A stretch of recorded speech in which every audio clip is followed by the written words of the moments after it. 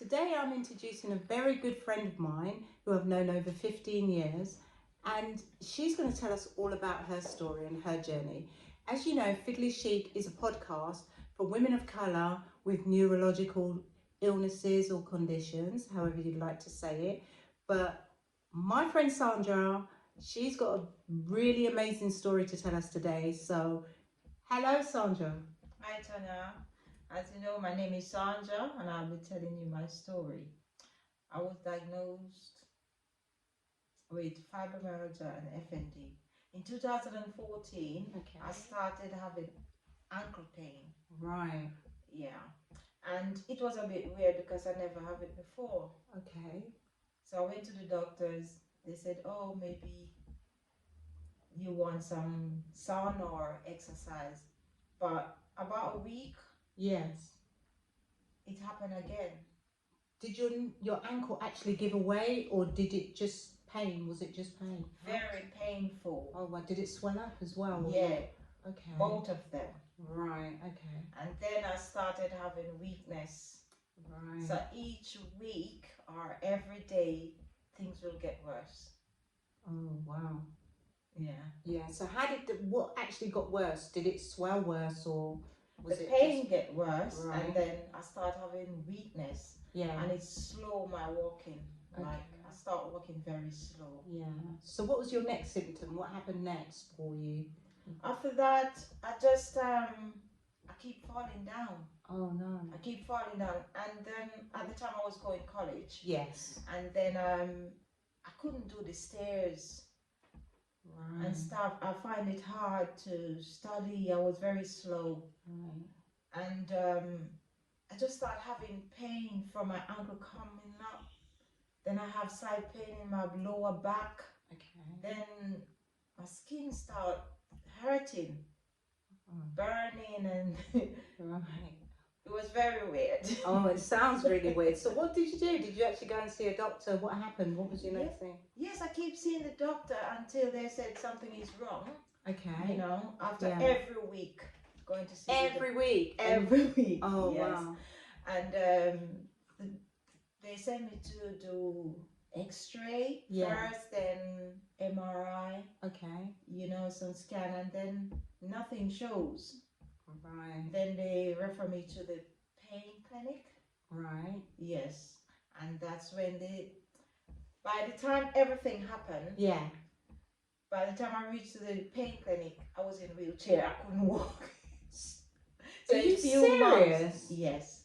A wheelchair? Yes. And they hadn't diagnosed anything? No. You just really couldn't walk? You couldn't walk. actually... No. Was it actually painful to be on your feet, or...? Very painful. It's like a deadly pain. Right, okay. Very painful. You walk, even to smile, it's painful. So it was affecting the whole body, not From just your head- feet? From head to toe.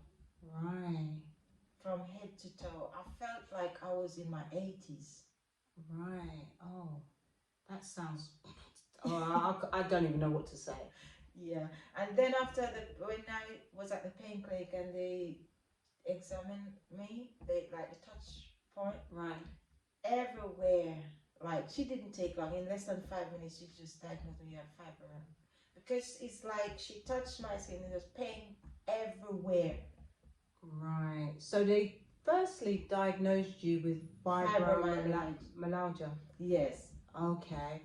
And then that was 2000, just few months, 2015. Did they actually give you any medication at the time when they diagnosed you with that condition? Yes, they gave me paracetamol. Right. And they start me off with ibuprofen and they call those high painkillers. Yeah. Until after next visit, they gave me gabapentin. Okay. Was that all just for pain relief? For pain.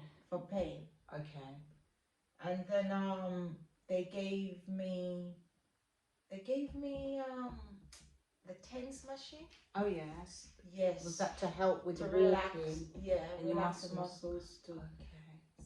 So it lessened the pain, but it didn't last long. Yeah. And did you find that you were still feeling really bad or worse? Or what was actually happening to you? Things was getting worse. After months to a year, it's like I was bedbound, and because of the medication, it affect my bone. Okay. Yes, and I was bleeding from my bum. Oh no. For a year. Wow. Yes, and then they, change up everything, so it stopped. Right. They stop a lot of the medication. Yes. And then they just stick me on paracetamol and gabapentin. Okay. And then because of all of that, I get depressed, so they give me the depression tablet. Yeah. So yes, and they tried the steroid. Right. It didn't work for me. Okay. So when they started giving you the depression tablets, how did you feel about that? Had you ever taken anything for depression before in your life, or was that the first time that you actually started taking antidepressants? No, I took it when I got divorced in 2019. Okay. That was my first time taking it, but it was only for 3 months. Right. Yeah. But how long was it this time? Oh, good. It's for years. For years. For over 8 years now. Right. And you have to take 2. Right, okay. And I said to them, can we put it down? They want review. Yeah. Before they reduce it. Okay. Because this disorder affects our mental state. It can do. Yes. I mean, at the end of the day, it's like, just having a diagnosis that changes your life can definitely affect your mental state and the way that you feel and the way that you act, and just what the burden you feel that you might become to your family as well. That's very mental as well. So I do totally understand that. But having that condition and then diagnosing you with fibromyalgia, you still felt that you was deteriorating and that it still wasn't, there was something there that you just didn't understand. Was there anything other conditions that actually started to affect you in any way? Yes, after I read up about fibromyalgia, and then I get to, I never heard of it. Okay. Start read up about it and everything, and then I follow a lot of instruction, change the diet and everything. Yeah. But there was things happening. I'm getting worse. Right. My lower back feel like you're cut in half. Oh. You can't. I can't relax or walk or move the way I want to, and it's just getting worse every day until in 2017-18. I got very upset over something, and then it's like I was having a stroke. Wow. Yeah, on the left side, and then I couldn't speak to the ambulance people. Right. Yeah. And they said, speak. I'm trying to say, I can't speak, but it's like I'm speaking another language. I can hear what I'm saying, but they are hearing something else. Did that scare you? That must have frightened you. Yeah, I was so in shock. I was confused because I want to communicate, but I couldn't. Yeah. It was very frustrating. So did they actually take you to the hospital when the ambulance? Yes, they took me to the stroke hospital. Oh, wow. When I went there, they said, no, it's not stroke. Then they diagnosed me with conversion disorder. Right. But they didn't know. It's like it's a confusion. Yes. So about few weeks or a month after that incident, I have another episode again where I can't speak. I was really ill, and they took me to another hospital now. Okay. And that's where they said no.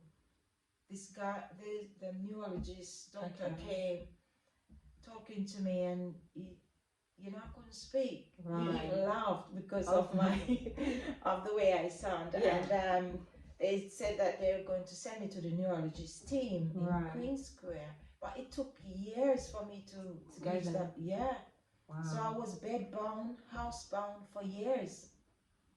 Oh wow.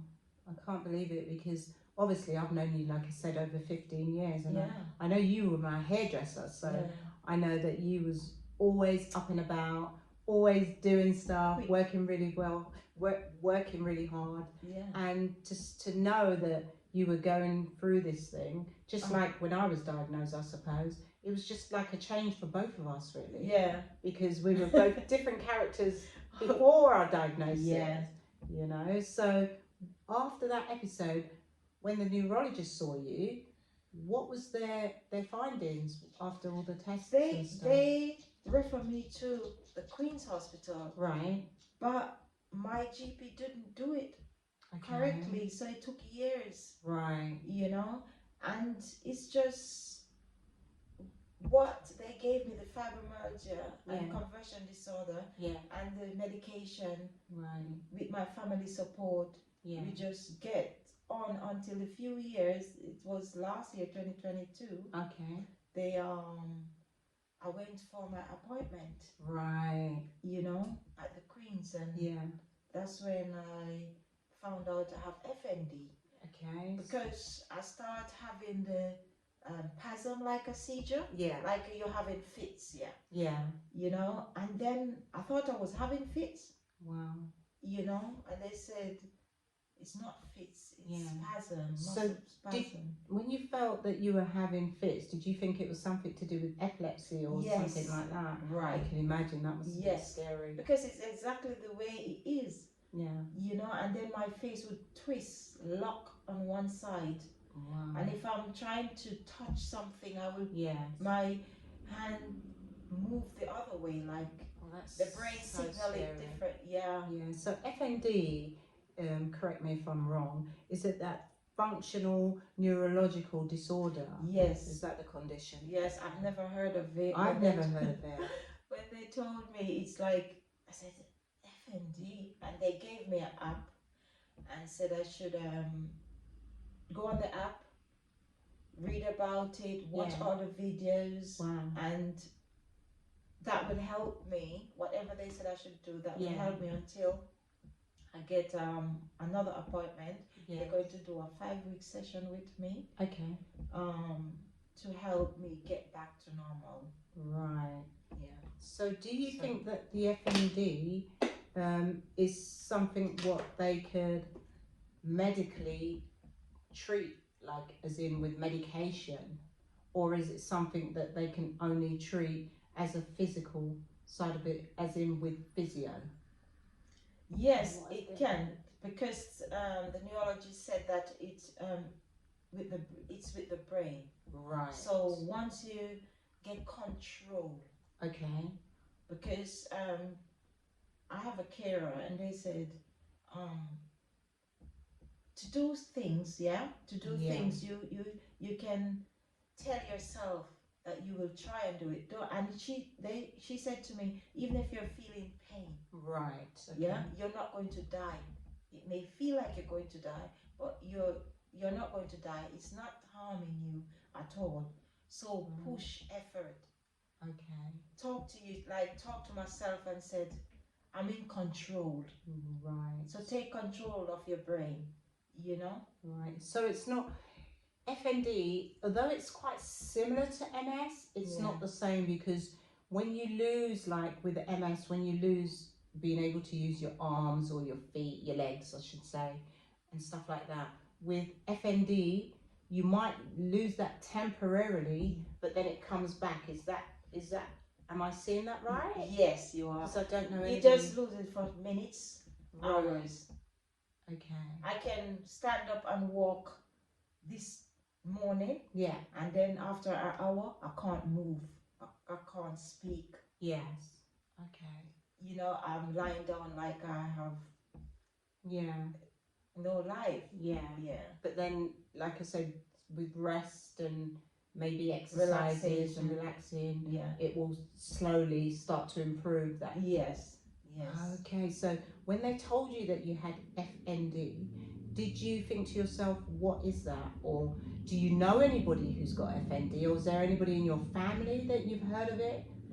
No, because when they told me, I said, what? So that's when they gave me the app. That's when I started to do research on it. And my aunt, for you to ask that, my aunt, we have in Jamaica. Yeah. And you know when you're in Jamaica and you're not getting the right medical attention, they don't diagnose you. But my aunt has similar symptoms. She died now.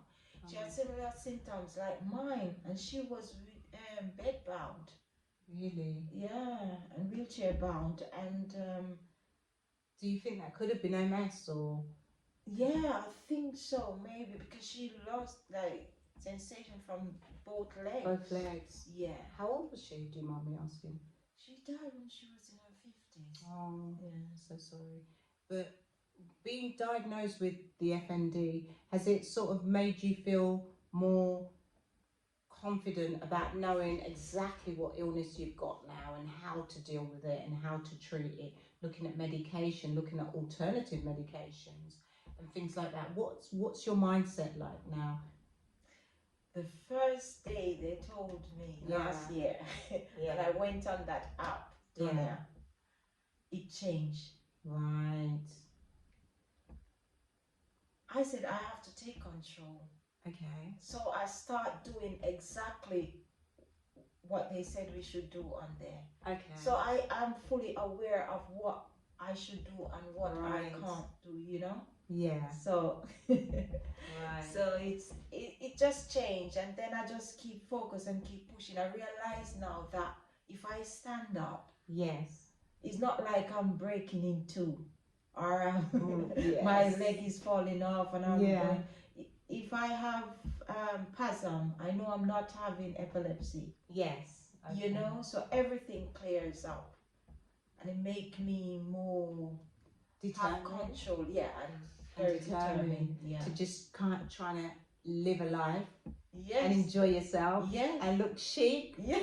That's why we call fiddly chic, because we know it's hard to put those earrings in sometimes. Oh my God. And we know those backs fall off and roll all over the place. And so the plates. As much as we're fiddly, we're still chic, because look at you, you're looking beautiful as always. Thank you. But, you know, sorry to cut you, and going back to the condition, it's like, for you, with the depression added on top of your condition, do you feel that you're moving forward? How do you feel within yourself right now?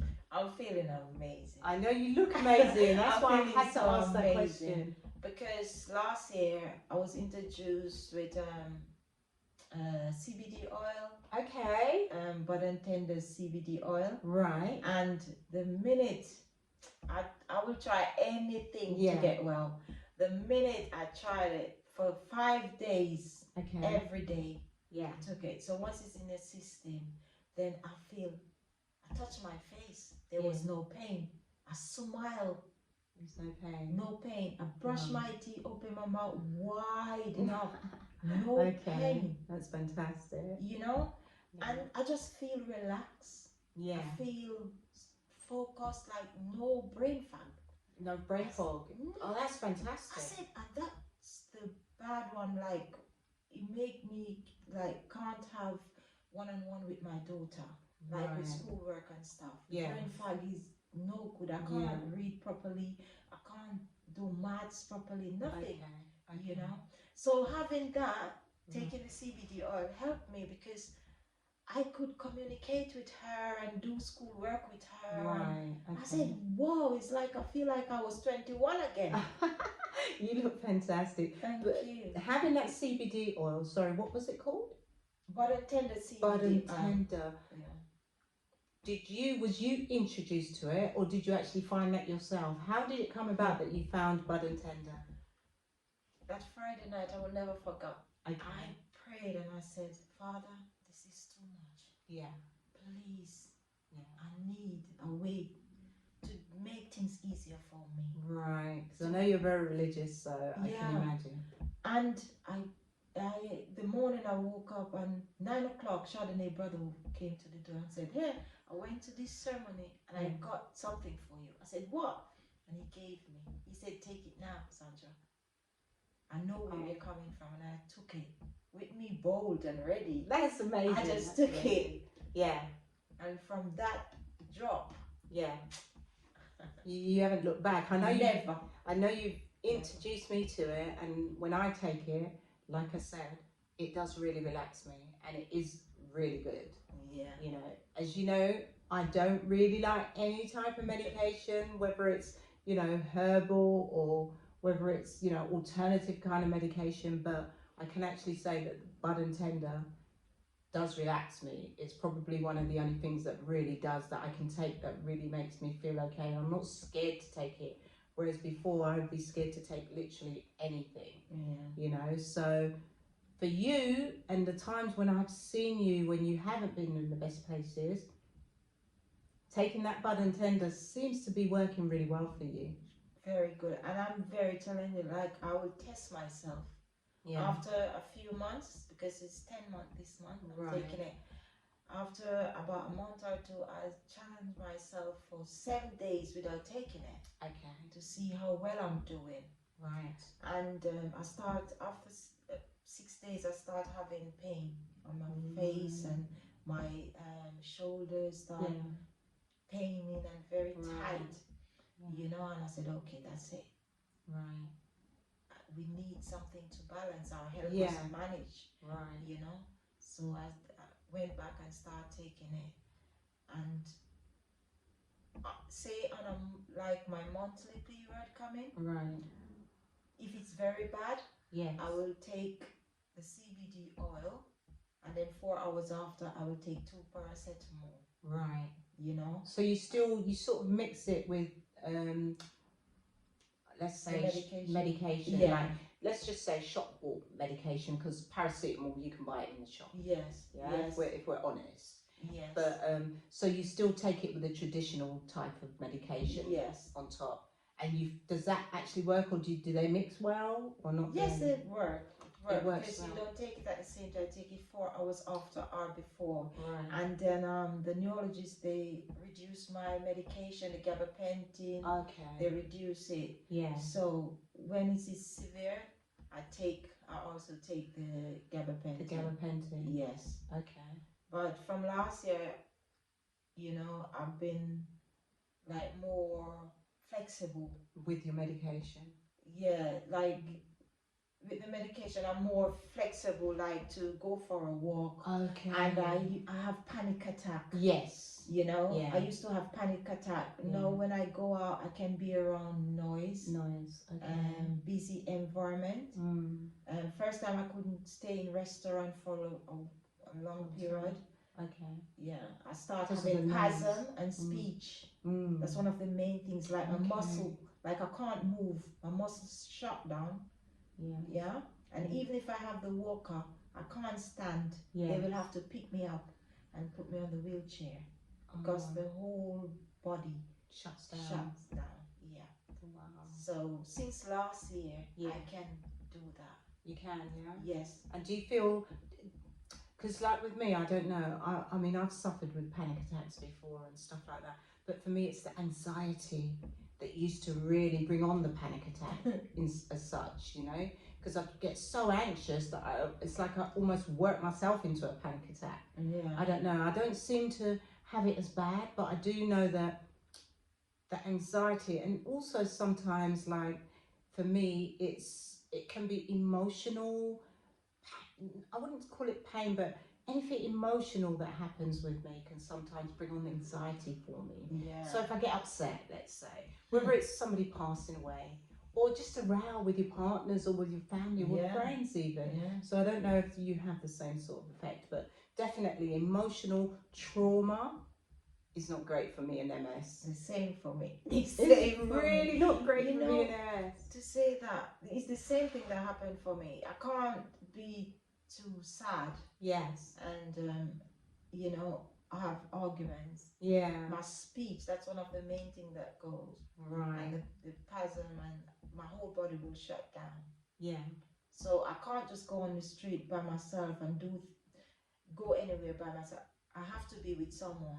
Yes. Because I can go from 10 to 1. Yeah. Totally hear that. It's amazing. I'm like that. If I go on the street, I can't say that I can't go on the street. I can go on the street, but it's going to the unknown for me. Like if I go somewhere, like say I wanted to take a trip to Brighton on my own, then I think that would bring on a lot of anxiety, and that might then start to affect my MS, because I'm becoming anxious and I'm becoming nervous. And so that could also bring me into a panic attack, because I'm nervous. I can become so nervous that I'm just stressing. Like, I don't even know why I'm stressing like that, but you know, because nothing really is going to happen to me if I go to Brighton. That's a lovely day out, really, if you think about it. But for some reason, I can't do that alone. Would you be able to do that, would you say? Next door, just across the road to the shop, no, they will have to like watching me. Okay. And it takes a while. Yeah. Because I can like just go out there just for the bus to beep. Yeah. That could trigger you. Oh. Yes.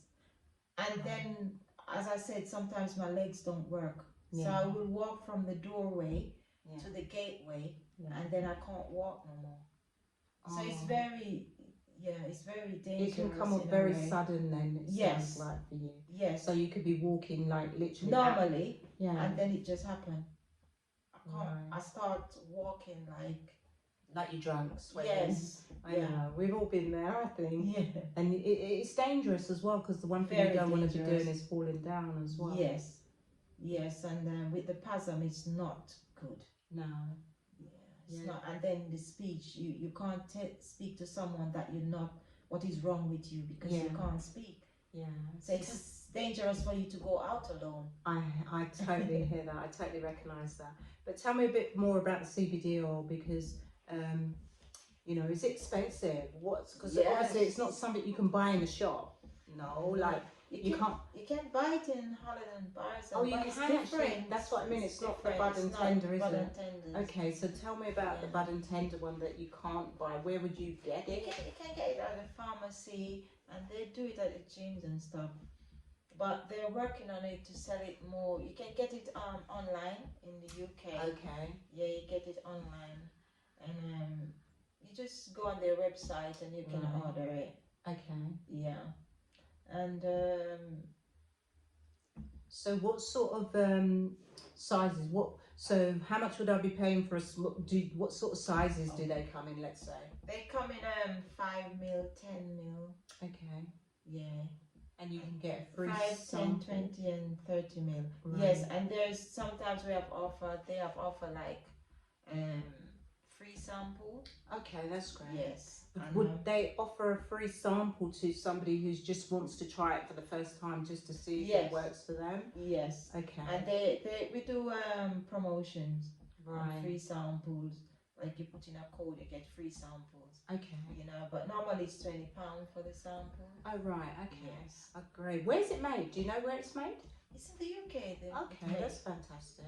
It's literally made in the UK. Yes, and it's legal in the UK. It's legal in the UK. You need to have no high grade, no hemp, no THC. Oh right, okay. Yeah. But you know, like I said, you look fantastic. So it's definitely working for you. And you know, it's great. Thank you so much for coming and, you know, appearing on our podcast, I should say, and just sharing your story, because your story is so interesting, and I know there's lots more to your story that we haven't actually covered today. Oh yeah. But that will be for another show. So we'll definitely be having you back, Sandra, just telling us exactly what's been happening and telling us your journey and telling us how well you're doing. You know, so I'm going to say goodbye from Fiddly Chic, and it was lovely speaking with Sandra today. My name's Antonia. You can definitely subscribe to us. You can email us. You can even follow us. And we're on Spotify, we're on Amazon, and we're also on iTunes. So goodbye from Fiddly Chic today. That's me, Antonia. And Sandra. Goodbye. See you next time.